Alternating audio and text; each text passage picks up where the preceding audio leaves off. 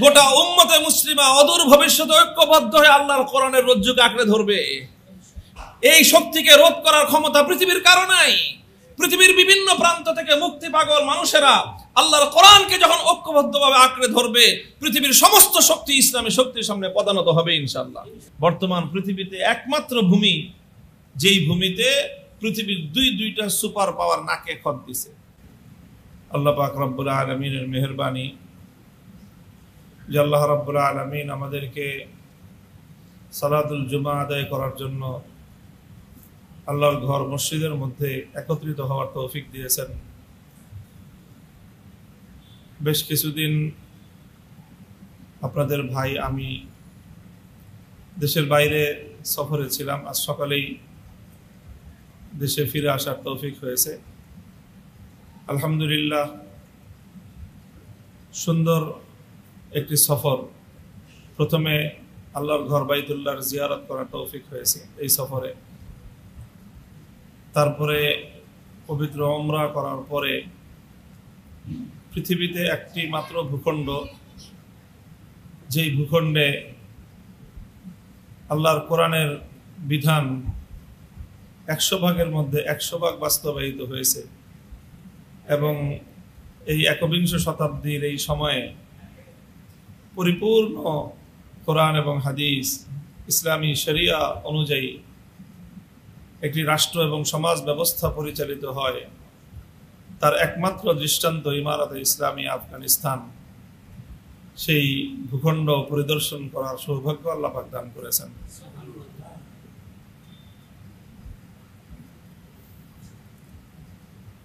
যেই ভূখণ্ডকে সারা পৃথিবীর মানুষের সামনে একটা ভয় এবং আতঙ্কের নাম হিসেবে চিহ্নিত করে রাখা হয়েছে।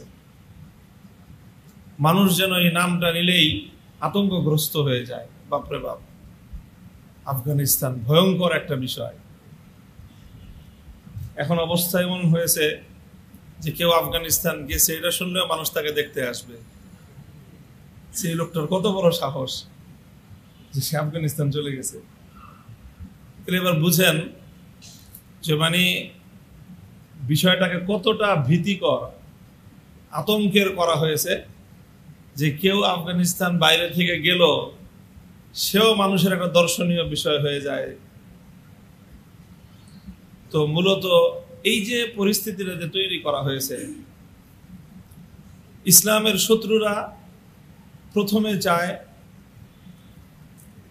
মুসলমান যেন ইসলামের অনুসরণ না করে, এটা তাদের প্রথম চাওয়া।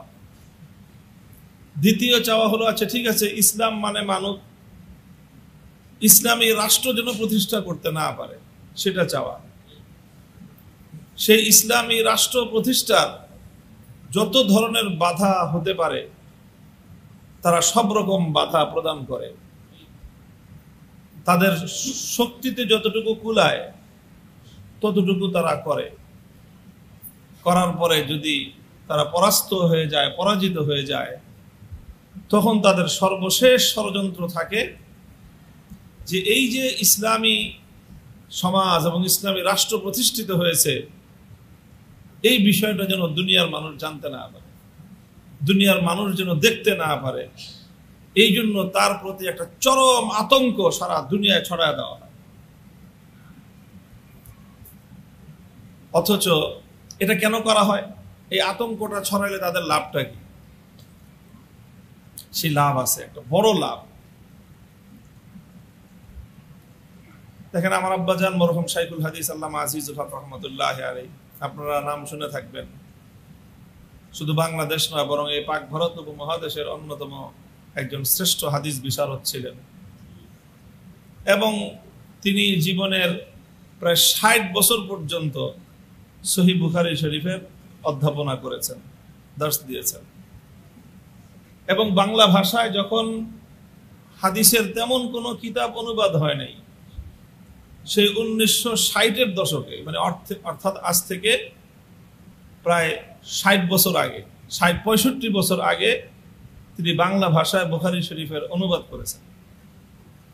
মানুষ যখন, এই দেশের অভিজাত শ্রেণীর মানুষ বাংলা ভাষায় কথাও বলতো না, এটা শুধু হুজুররা না, অভিজাত পরিবারের লোকজন ও উর্দুতে কথা বলাটা নিজেদের জন্য মনে করত যেটা গৌরবের বিষয়। সেই সময়ে তিনি বাংলা ভাষায় সর্বশ্রেষ্ঠ হাদিস গ্রন্থ বুখারী শরীফ অনুবাদ করে এদেশের মানুষের দুয়ারে দুয়ারে হাদিসের বার্তা তিনি পৌঁছে দিয়েছেন। 60 বছরের বেশি বুখারী শরীফ পড়িয়েছেন, প্রায় 70 বছরের মতো হাদিস অধ্যয়ন করেছেন, অধ্যাপনা করেছেন। আর বুখারী শরীফ সহ হাদিসের সর্বমোট 7টা কিতাবের বাংলায় অনুবাদ করেছেন। এত কিছু করার পরে তিনি জীবনের শেষ মুহূর্ত পর্যন্ত একটা সংগ্রামকে, একটা মেহনতকে নিজের জীবনের অন্যতম প্রধান লক্ষ্য হিসেবে স্থির করে ভয় ভীতি মাথায় নিয়ে ঝুঁকিকে মোকাবেলা করে ত্যাগ এবং কোরবানি স্বীকার করে 85 বছর বয়সে কারারুদ্ধ হয়ে যে কাজটা করেছেন সেটা হলো যে হাদিস কোরআনে যা পড়লাম, যা দেখলাম আর যা বুঝলাম, এটা যদি বাস্তবায়ন করতে না পারি সমাজে, রাষ্ট্রে, তাহলে তো জিনিসটা পূর্ণ হলো না, একটা অতৃপ্তি থেকে গেল। কাজে এই জন্য তিনি জীবনের শেষ সময়গুলো ইসলামী আন্দোলনের জন্য, ইসলামী রাষ্ট্র প্রতিষ্ঠার সংগ্রামে তিনি আত্মনিবেদন করেছিলেন। তিনি বলতেন একটা কথা, ওই কথাটা উদ্ধৃত করার জন্য আমি আপনাদের কাছে আমার আব্বার কথাটা, প্রসঙ্গটা আনলাম। তিনি শেষে তিনি আবার ওয়াজ করতেন, বয়ান করতেন অনেক, এবং বয়ান করতেন অনেকটা আঞ্চলিক ভাষায়। আমাদের দাদার বাড়ি হলো মুন্সিগঞ্জ। এই ঢাকার যে একটা হলো ঢাকাইয়া ভাষা আর একটা ঢাকার ভাষা। ঢাকার মধ্যে 2 রকম ভাষা আছে। একটা আছে যারা ঢাকা শহরের আদিবাসী, তারা বলে ঢাকাইয়া ভাষায় কথা বলে। আর আরেকটা হলো গ্রেটার ঢাকা, তারা ঢাকার ভাষায় কথা বলে। তো আমার আব্বাজান ঢাকার ভাষায় কথা বলতেন, ঢাকাইয়া না। তো তিনি কথায় খুব একটা কষ্ট নিয়ে, একটা দরদ নিয়ে একটা কথা মাঝে মাঝেই বলতেন। তিনি বলতেন যে দেখেন, আমরা আপনাদেরকে, মানুষকে লক্ষ্য করে বলতেন যে কোরআন হাদিসের মধ্যে যে কত শান্তি আর কত মজা আছে, মানুষের জন্য কত সুখ আর শান্তি আছে, সেটা শুধু ওয়াজ করে গেলাম, দেখা যেতে পারলাম না। একটা দৃষ্টান্ত দিতেন তিনি, বলতেন যে দেখেন রসগোল্লা, রসগোল্লা তো চিনি আমরা। রসগোল্লা এটা একটা মিষ্টি, এটা খাবারের জিনিস, খুব সুন্দর মিষ্টি। এখন আপনাকে কেউ রসগোল্লার উপর খুব ওয়াজ করলো, রসগোল্লা বুঝাইলো আপনাকে যে ভাই রসগোল্লা এরকম সাদা সাদা, এরকম গোল গোল হয়, সাদা হয় দেখতে, ওটা রসের মধ্যে ভিজতে থাকে, ওটার ভিতরে দই দিয়ে, দুধ দিয়ে রসগোল্লাটা তৈরি করা হয় এবং রসের মধ্যে ভাসতে থাকে, আর ওটা খাইতে খুব স্বাদ লাগে। এইভাবে আপনাকে অনেকক্ষণ ওয়াজ করা হলো। অথবা সবচেয়ে বড় যে সাহিত্যিক, তাকে দিয়ে রসগোল্লার উপর একটা রচনা লেখা হলো যে রসগোল্লা কাহাকে বলা হয়। এখন আপনি এই রচনাটাও পড়লেন যে রসগোল্লা এই জিনিসের নাম, এবং খুব সুন্দর আলোচকের মুখে রসগোল্লা সম্পর্কে আপনি ওয়াজ শুনলেন, কিন্তু রসগোল্লা আপনি খাইলেন না। এবার আপনি বলেন রসগোল্লা আপনি কতটুকু বুঝবেন বলেন তো? আচ্ছা বলেন, রসগোল্লা ওয়াজ শুনে আর রসগোল্লার রচনা পড়ে রসগোল্লা বোঝা সম্ভব? হ্যাঁ বুঝবো, একটা ধারণা হবে, কিন্তু প্রকৃত রসগোল্লার স্বাদ যদি কেউ আস্বাদন করতে চায়, এত ওয়াজ শোনার দরকার নাই, এত বড় লেকচার শোনার দরকার নাই, এত বড় রচনা পড়ার দরকার নাই। একটা রসগোল্লা কিনে খাইলেই সে রসগোল্লার স্বাদ উপলব্ধি করতে পারবে এবং রসগোল্লা যে কত সুস্বাদু জিনিস সে সেটা বুঝতে পারবে।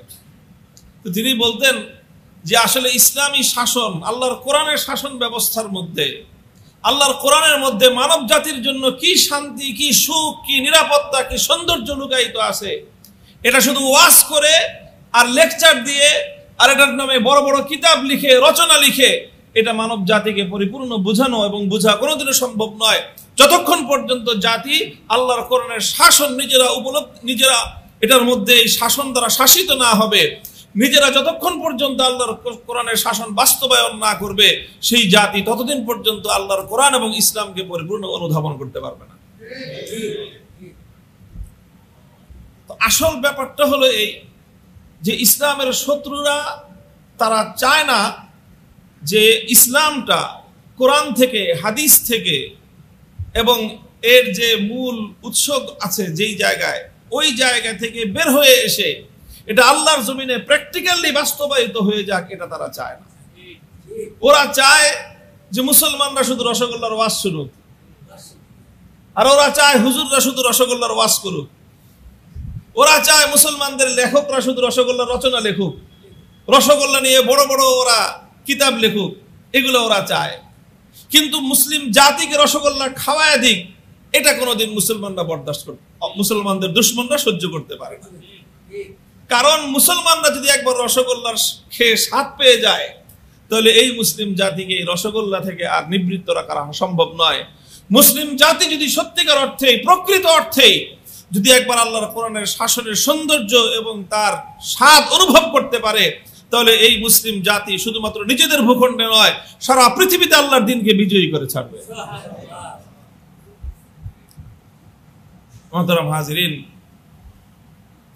এই জন্য বললাম যে পৃথিবীর একমাত্র ভূখণ্ড যেখানে তারা শতভাগ এই কথা দৃঢ় প্রতিজ্ঞা করেছে যে আল্লাহর কোরআন এবং নবীর হাদিসে যা আছে, ইসলাম যা বলেছে, আমরা এমন একটা রাষ্ট্র ব্যবস্থা পরিচালনা করব যে রাষ্ট্র ব্যবস্থার মধ্যে ইসলাম এবং কোরআন সুন্নাহর বাইরে একটা কর্ম, একটা পদক্ষেপ, একটা পাও ফেলানো হবে না। এইরকম একটা দৃঢ় সিদ্ধান্ত নিয়ে ইমারাতে ইসলামিয়ার মুসলমান ভাইরা তারা অগ্রসর হয়েছে। তারা যখন অগ্রসর হয়েছে, প্রথমে পৃথিবীর সুপার পাওয়ার সোভিয়েত রাশিয়া তাদের পথে অন্তরায় হয়ে দাঁড়িয়েছে। 14 বছর পর্যন্ত তাদের সাথে রক্তক্ষয়ী সংগ্রাম হয়েছে, লড়াই হয়েছে। হাজার হাজার মুসলমান জীবন দিয়েছে, নিরস্ত্র, যাদের হাতে সাধারণ একটা পিস্তল, একটা বন্দুকও ছিল না। সেই বন্দুক আর পিস্তল ছাড়া মানুষগুলো সোভিয়েত ইউনিয়নের মতো পৃথিবীর দুই পরাশক্তির এক মহাশক্তির সাথে যুদ্ধ করলো 14 বছর। প্রথমে পিস্তল ছিল না, পিস্তল পাইছে, বন্দুক ছিল না, বন্দুক পাইছে। আস্তে আস্তে ওদের কাছ থেকে নিচে নিয়ে নিয়ে ওদের অস্ত্র দিয়ে ওদের সাথে যুদ্ধ করতে করতে 14 বছর পর্যন্ত লড়াই করে শেষ পর্যন্ত তারা বিতাড়িত হয়েছে। এরপরেও যখন স্থানীয় ক্ষমতা লোভীদের ক্ষমতার লড়াই দ্বন্দ্বে মানুষ অতিষ্ঠ, আল্লাহ পাক রব্বুল আলামিন ঠিক আমাদের বাংলাদেশের মতো, বাংলাদেশে যখন রাজনৈতিক অঙ্গনগুলো, রাজনৈতিক পক্ষগুলো ব্যর্থ হয়ে গেছে, 15 বছর পর্যন্ত এই জুলুমের অবসান করতে পারে না, শেষ পর্যন্ত উঠে দাঁড়াইছে ছাত্র সমাজ।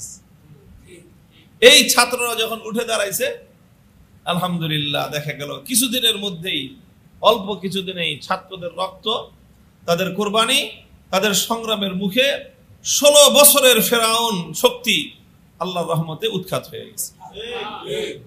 ঠিক এরকম সেই মাটিতেও যখন দেখা গেল যে রাজনীতিবিদরা তারা ক্ষমতার লড়াইয়ে মগ্ন, তখন সে দেশের ছাত্ররা তারা বলল যে আমরা অনেক রক্ত দিয়েছে আমাদের বাবারা, ভাইয়েরা, আমরা আর রক্তপাত দেখতে চাই না। যেই কোরআনী শাসনের জন্য রক্ত দেওয়া হয়েছে, এবার সেই কোরআনী শাসন বাস্তবায়ন করেই ছাড়বো আমরা। সারা দেশের সমস্ত ছাত্ররা এক ঐক্যবদ্ধ হয়ে গেল। ছাত্ররা যখন ঐক্যবদ্ধ হয়ে যায়, তখন সেই জাতির কোন শক্তি তাদের সামনে দাঁড়াতে পারে না। এটা ইতিহাস যে তরুণ সমাজ যখন ঐক্যবদ্ধ হয়, ছাত্র সমাজ যখন কোনো ন্যায়কে প্রতিষ্ঠার জন্য, ন্যায়ের প্রতিষ্ঠার লক্ষ্যে যখন অন্যায়ের বিরুদ্ধে তারা রুখে দাঁড়ায়, তখন কোন শক্তি সেই তারুণ্যকে রুখতে পারে না।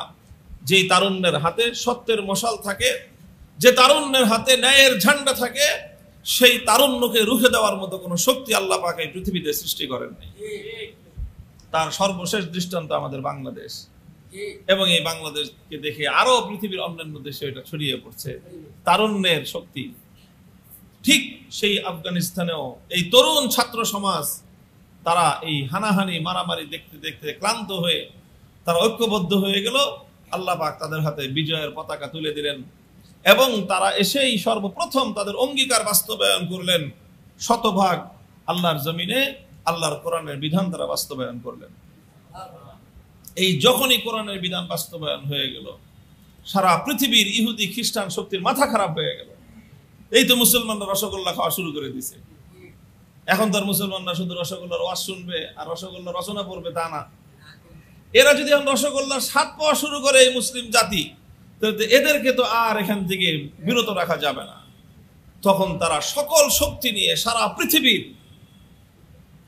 42টা রাষ্ট্র ঐক্যবদ্ধ হয়ে ন্যাটোর নেতৃত্বে সেই ছাত্রদের বিরুদ্ধে তারা আক্রমণ করলো, হামলা করলো। পৃথিবীর যত পাওয়ারফুল হাতিয়ার অস্ত্র আছে সেখানে নিয়ে তারা সব যুদ্ধে ঝাঁপায়া পড়লো। ছাত্ররাও বললো যে ঠিক আছে, আমাদের হাতে যা আছে তাই নেই। তারা প্রথমে চলে গেল একেবারে নিবৃত অঞ্চলে, সেখান থেকে একটু একটু একটু একটু করে মোকাবেলা করতে করতে 20 বছর পর্যন্ত পৃথিবীর সুপার পাওয়ার আমেরিকার নেতৃত্বাধীন ন্যাটো বাহিনীর সঙ্গে তারা লড়াই করলো। 20 বছর পর শেষ পর্যন্ত আমেরিকাও নতি স্বীকার করে নাকে খত দিতে বাধ্য হলো। বর্তমান পৃথিবীতে একমাত্র ভূমি যেই ভূমিতে পৃথিবীর দুইটা সুপার পাওয়ার নাকে খত দিছে, প্রথমে দিয়েছে রাশিয়া, এরপরে দিয়েছে আমেরিকা। নাকে খত দিয়ে সেখান থেকে লেজ গুটায় পালায় গেছে। এখন তো এটার দুয়ার উন্মোচিত হয়ে গেল যে এখন মুসলমানরা দলে দলে এখানে রসগোল্লার স্বাদ দেখবে, রসগোল্লা ভোগ করতে আসবে। এখন আমেরিকার এবং পশ্চিমা বিশ্বের মাথা খারাপ, মুসলমানরা যেন কোনোভাবেই এইটার সম্পর্কে জানতে না পারে, দেখতে না পারে, এখানে আসতে না পারে, এটার ব্যাপারে একটা আতঙ্ক তৈরি করে দেওয়া। ঠিক যেরকম মহানবী মুহাম্মদুর রাসূলুল্লাহ সাল্লাল্লাহু আলাইহি ওয়াসাল্লাম যখন দুনিয়ার মানুষের কাছে লা ইলাহা ইল্লাল্লাহ একত্ববাদের বাণী নিয়ে তিনি এসেছিলেন, প্রথমে কাফেররা, অত্যাচারীরা ওনার এই কথা, এই বাণী যেন মানুষের কাছে প্রচার হতে না পারে, নিজেরা গ্রহণ করে নাই, জুলুম করেছে, অত্যাচার করেছে। আল্লাহর নবীর উপর এমন কোন অত্যাচার নাই যেটা মক্কার মাটিতে মক্কার অত্যাচারীরা যে অত্যাচার চালায় নাই, যে জুলুমের স্টিম রোলার পরিচালনা করে নাই, সব রকম করেছে। আল্লাহর নবী সমস্ত জুলুম সহ্য করেছেন, অত্যাচার সহ্য করেছেন। সেজদার মধ্যে লুটিয়ে পড়ার পরে মাথার উপর উটের ভুঁড়ি রেখে আল্লাহর নবীকে হত্যা করার ষড়যন্ত্র করা হয়েছে। নবীর গলায় গামছা পেঁচায় নবীকে শ্বাসরুদ্ধ করে হত্যা করার পায়তারা চালিয়েছে। আমার নবীজি সব জুলুম অত্যাচার সহ্য করেছেন, কিন্তু যে কোনো উপায়ে ইসলামের এই বাণী, একত্ববাদের এই দাওয়াত মানুষের কাছে তিনি পৌঁছাইতে, মানুষ এটা শুনলেই এই একত্ববাদের আহ্বান, একত্ববাদের দাওয়াতের প্রতি দুনিয়ার নিপীড়িত, নির্যাতিত মজলুম মানুষগুলো পঙ্গপালের মতো ছুটতে আরম্ভ করত, পাগল হয়ে যেত এটা গ্রহণ করার জন্য। তখন মক্কার কুরাইশরা, কায়েমি স্বার্থবাদী শক্তি, তারা একটা কথাই বলতো যে খবরদার মুহাম্মদের কথা শুনো না, মুহাম্মদের কথা শুনো না। কে ভাই কি শুনলে কি হবে? সে এমন এক মানুষ যে তার কথার মধ্যে কি রকম যেন সমস্যা আছে, একটা জাদুর মতো, যেই তার কথা শুনে তার মাথা খারাপ হয়ে যায়। এই জন্য মক্কার কাফেররা, তাদের চেষ্টা ছিল কোন মানুষ যেন আল্লাহর নবীর কথা শুনতে না পারে, কোন মানুষ যেন আল্লাহর নবীর কথা শুনতে না পারে। নবীজির সিরাতে, জীবনীতে আসে যে বিশেষ করে যখন হজের মৌসুম আসতো, তো হজ মৌসুমে তো সারা বিভিন্ন দেশ থেকে মক্কায় মানুষজন আসে, হাজার হাজার মানুষ হজ করতে আসে, এটা ওই যুগ থেকে। এই যুগে নতুন নতুন মানুষ হজের মৌসুমে মক্কায় আসে, তো আল্লাহর নবী এই জন্য এটাকে একটা মোক্ষম সুযোগ মনে করতেন যে এখনই মানুষের কাছে দাওয়াত পৌঁছানোর সবচেয়ে সুন্দর সুযোগ। নবীজি হজের মৌসুমে মানুষের কাছে দাওয়াত নিয়ে যেতেন। এখন মক্কার কাফের বেঈমানের দল, ওরা চিন্তা করলো যে আমরা তো মুহাম্মাদের ধর্ম গ্রহণ করেই নাই, অন্য কোনো মানুষ যেন এটা গ্রহণ করতে না পারে। এই জন্য তারা কি করলো, তারা এরকম কয়েকটা দল তৈরি করলো। এই দলগুলো সবসময় মুহাম্মদ সাল্লাল্লাহু আলাইহি ওয়াসাল্লামের আশেপাশে থাকতো। নবীজি কারোর সাথে কথা বলতে গেলেই তারা তাকে গিয়ে বলতো, খবরদার, দেখো যে এই লোকটার সাথে কথা বলো না। কেন ওর সাথে কথা বললে কি সমস্যা? কি একটা পাগল, কাছে পাগল হয়েছে, কি হয়েছে দেখি না, পাগল কি বলে? না না না, এটা আরো আজব পাগল। কেমন পাগল? কি এর কথা যেই শুনে সেও পাগল হয়ে যায়। এর কথা যেই শুনে তার পরিবারের সমস্যা দেখা দেয়। কি সমস্যা দেখা দেয়? কে পরিবারের মধ্যে গন্ডগোল তৈরি হয়ে যায়, ভয়ে ভয়ে গন্ডগোল হয়ে যায়, পিতা সন্তানের মধ্যে বিচ্ছেদ তৈরি হয়ে যায়, স্বামী স্ত্রীর মধ্যে বিভেদ তৈরি হয়ে যায়। এমন এক পাগল যে এর কথা যেই শুনবে সেই পাগল হয়ে যাবে। এই ধরনের কথা বলে কোন মানুষ যেন আল্লাহর নবীর পয়গাম শুনতে না পারে, এইরকম ইতিহাস তারা রচনা করে নাই। অসংখ্য অগণিত বর্ণনা প্রত্যেকটা হাদিসের কিতাবের মধ্যে, তাফসীরের কিতাবের মধ্যে ভরপুর। যে ওদের কথা একটাই ছিল যে ইন্নাহু লামাজনুন, যে এই লোকটা পাগল, সে একটা জাদুকর। যখন যাকে যেইভাবে বলে পারত যে মুহাম্মদ সাল্লাল্লাহু আলাইহি ওয়াসাল্লামের এই পয়গাম, শান্তির পয়গাম, মুক্তির পয়গাম, মানুষের নিরাপত্তার এই পয়গাম, দুনিয়ার মানুষ যেন মুহাম্মদ সাল্লাল্লাহু আলাইহি ওয়াসাল্লামের কাছ থেকে গ্রহণ করতে না পারে, এই জন্য তারা সমস্ত আয়োজন করত। মুহতারাম হাজিরিন, আজকের দুনিয়ার সেই আবু জাহালের উত্তরসূরিরা, আজকের দুনিয়াতে যারা কায়েমি স্বার্থবাদী, যারা মনে করে যারা সারা দুনিয়ার মানুষকে লুটে পুটে খাচ্ছে, আজকের এই পুঁজিবাদ সারা দুনিয়ার মানুষের সমস্ত লুটপাটের মূল কেন্দ্রীয় ব্যবস্থার নাম হলো পুঁজিবাদী ব্যবস্থা। এই পুঁজিবাদী ব্যবস্থা, পশ্চিমা ব্যবস্থা, এই ব্যবস্থাকে দুনিয়া থেকে বিতাড়িত করে সারা দুনিয়ার মানুষকে একটা নতুন পয়গাম এবং শান্তির ব্যবস্থা দেওয়ার একমাত্র সক্ষমতা আছে ইসলামের কাছে। এই জন্য তারা চায় না যে ইসলামের এই পয়গাম এবং ইসলামের এই আহ্বান মানুষের কাছে পৌঁছুক। এই জন্য যেখানে ইসলামী শাসন ব্যবস্থা প্রতিষ্ঠিত, প্রথম তো তারা চেষ্টা করেছে যাতে কোনোভাবেই না করা যায়, না করতে পারে। এই জন্য 20 বছর কত মিলিয়ন কত বিলিয়ন ডলার তারা সেখানে ব্যয় করেছে, এটা আল্লাহ ছাড়া কারো কাছে হিসাব নাই। কত সৈনিক তাদের সেখানে মারা গেছে, মরছে, এটার হিসাব তারা দেয় না, প্রকাশও করে না। আমেরিকার কি পরিমাণ সৈনিক, তাদের কি পরিমাণ সামরিক শক্তি আফগানিস্তানের মাটিতে ব্যয়িত হয়েছে, এটার কোনো পরিসংখ্যান আমেরিকা বিশ্ববাসীর সামনে উপস্থাপন করে না। এমনকি আমরা তো এটাও শুনি যে খোদ আমেরিকার মধ্যে এটা নিয়ে প্রশাসনের উপর সাধারণ মানুষের ক্ষোভ তৈরি হয়ে যেতেছিল যে আমাদের ছেলেদেরকে তোমরা নিয়ে এই কোন মৃত্যুকূপের মধ্যে নিয়ে যাও, ওখানে নিয়ে গেলে কিছুদিন পর পর শত শত লাশবাহী জাহাজ শুধু ফিরে আসে, বিজয়ের কোনো সংবাদ নাই, শুধু আমাদের মৃত্যুর লাশের সারি, মৃত্যুর মিছিল শুরু হয়, আমাদের সৈনিকদের লাশের মিছিল আসে আমাদের দেশের দিকে। এগুলো মাত্রাতিরিক্ত যখন হয়ে একটা অবস্থা, তখন তারা কোন রকম এখান থেকে লেজ গুটায় পালায় গেছে।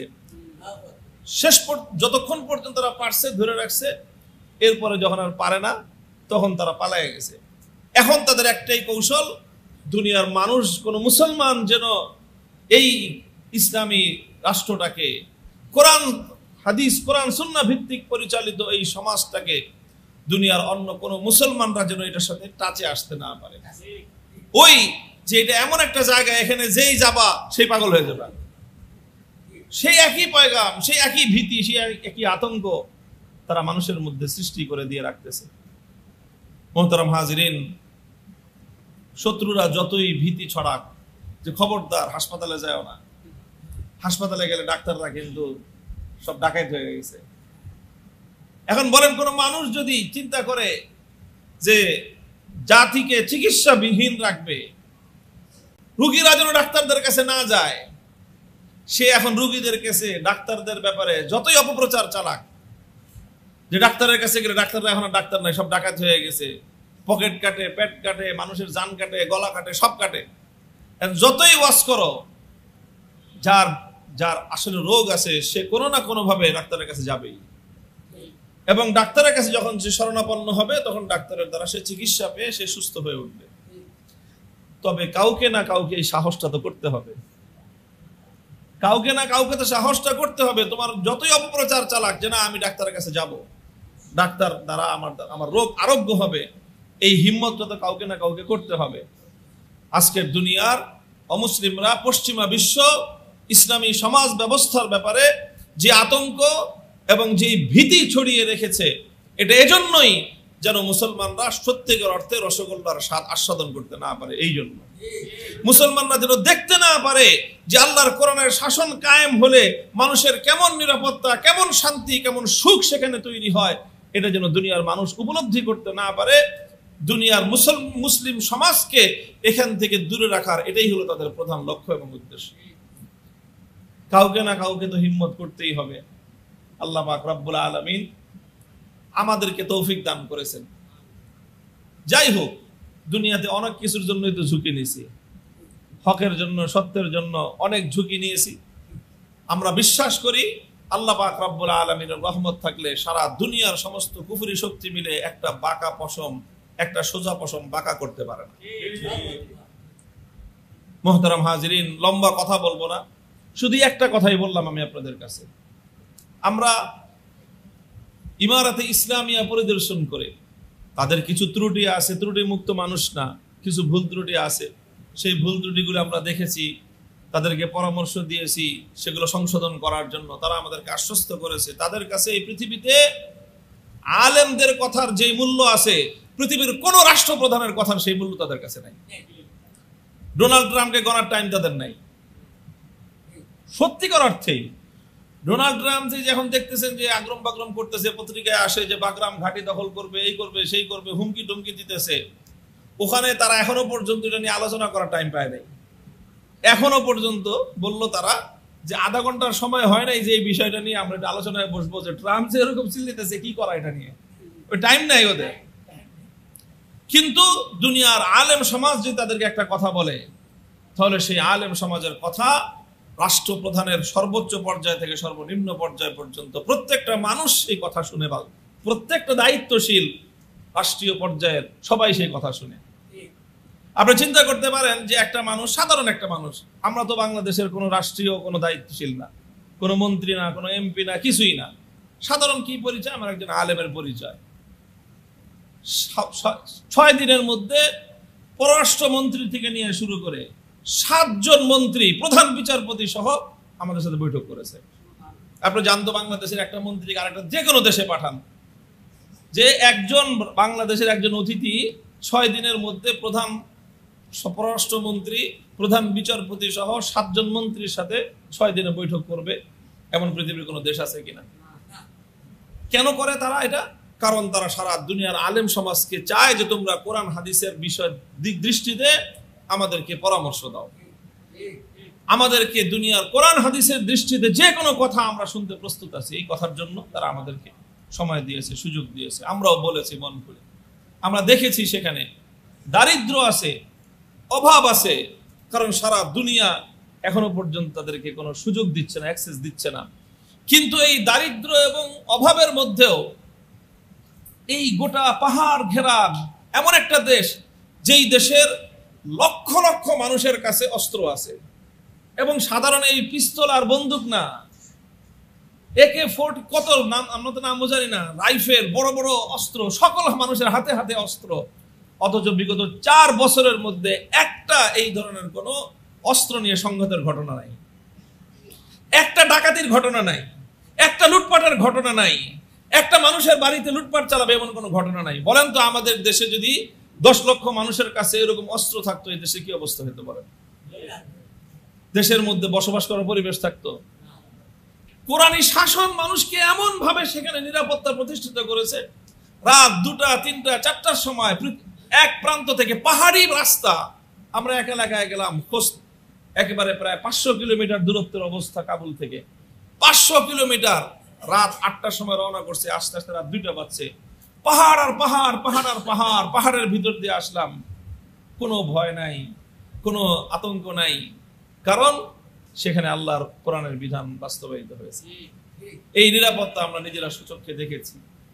সেখানে অভাব আছে, অনটন আছে, কিন্তু কোনো দরিদ্র অসহায় মানুষকে না খাওয়ায় নিজে খাওয়ার প্রতিযোগিতা নাই। 8 লক্ষ মানুষকে, 8 লক্ষ ফ্যামিলিকে রাষ্ট্রীয় ভাতা প্রদান করা হয়।